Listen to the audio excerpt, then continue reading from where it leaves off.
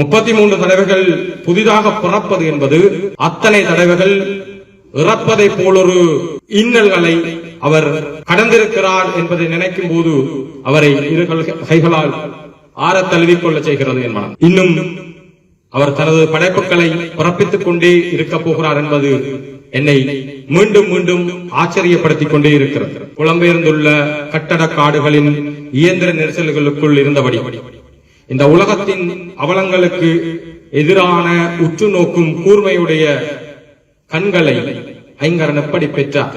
இனவிடுதலை தேடும் தேசிய இனங்களின் தேசிய கீதங்களை கிரகிக்கும் ஆற்றலை இவரது காதுகள் எவ்வாறு பெற்றன? காண்பதையும் கேட்பதையும் ஆராய்ந்து அவற்றை தினசரி கட்டுரையாக எழுதும் கைகளை அவர் எப்படி பெற்றார் என்னும் கேள்விகள் என்னை துளையிட்டுக் கொண்டே இருப்பன.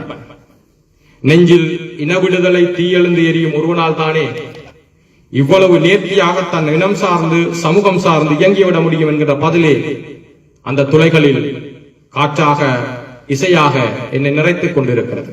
உங்களையும் அவ்வாறே நிறைக்கும் என்று நான் நம்புகிறேன்.